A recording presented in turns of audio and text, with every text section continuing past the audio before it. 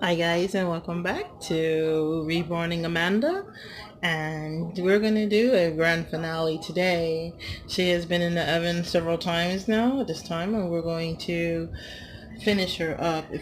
I wanted to do a zoom in on her face so you can see that I have put a little red in her cheeks and around her eyes and on top of her nose to give her somewhat of a live effect.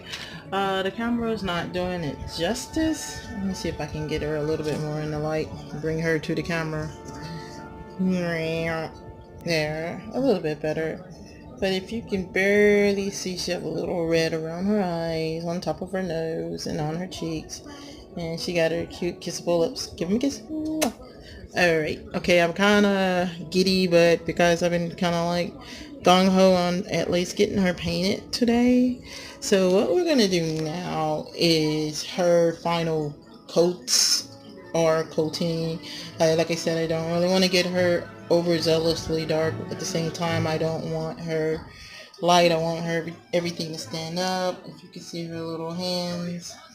She now has that little padding and the blushing on all of it. Where it almost looks like if you press her foot, it'll turn white and then come back red or what have you.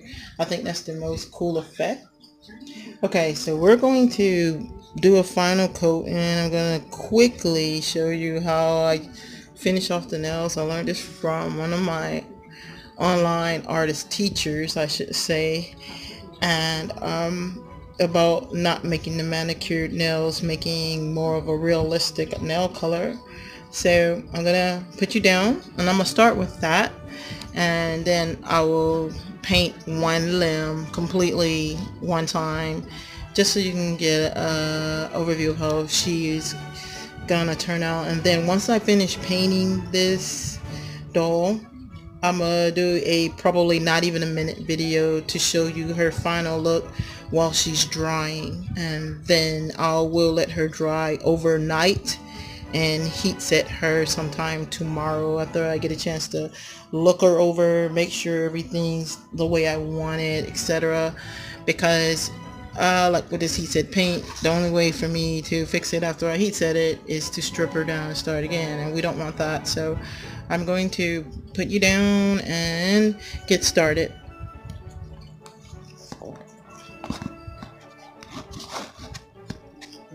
Okay, so I've got you put down, and just also let you know that I did mix the flesh 5 and 4 again, but this time I put a touch of flesh, blah, blah, blah, blah, a touch of the ethnic blushing in there, so it has a reddish brown tone instead of a straight brown tone, so that she have a little reddish brown kind of little baby skin going on.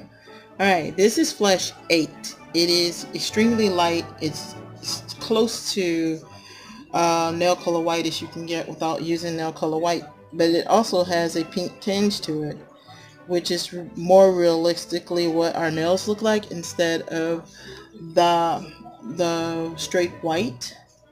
So we grab our baby, who's has her pink looking color already on her nails, and then we're going to, I hope you can see this, I hope I'm in view of the camera, that is, and we're going to take I take it straight out the jar, and we're going to go make that one little line.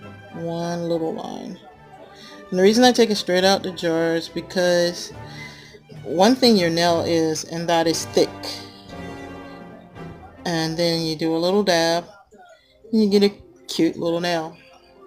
And we're going to do that to the other ones. I'm going to take you off cam a minute and kind of go ahead and get those done. You don't want a heap of color on there because little kids don't have thick nails. And that's another reason why you'd rather use the flesh color over the white, because they don't have thick nails. They have little bitty, just the tip of my nail is real and the rest of my nail is just, you know, like little. So I'm gonna zoom in as close as I can without getting weird with it. But that's her little nails. I'm gonna do a little bit more. Try not to mess up. Also, We have just a tinge of white right at the end of our nails, kind of at the bottom of our nails. So we're going to also make that effect.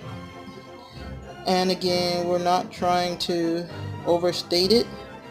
We just want it there. So I don't know how well you can see that, but she has like a little tinge of white coming on the end. Now for the fun part, and I say fun very ha ha ha funnily. First we're going to close up this. Try to stay neat. We have, like I said, we refilled our paint.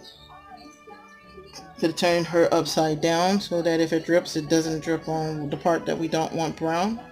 And again, we're going to take light strokes and generously paint her. And as you could tell, because this is actually coat number 3, it's kind of getting that color. It's getting there where she's actually starting to look like a brown little baby instead of a little beige baby.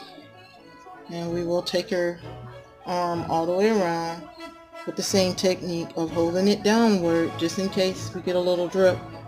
We don't mess up what we've already established is not going to be brown. And you can kind of pull it down. And then of course once we get it down some, we're going to take our clean paintbrush, clean wedge, that's going to now be our sopping wet one, and we're going to pounce the rest of this doll. And yeah, as you notice, I'm not doing what I did the first time of putting it on and taking that little part off. We're going to actually let that part sit so that it kind of gets the soak in effect. Plus we're actually trying to obtain our color now. So we want the skin color to kind of stand out a little.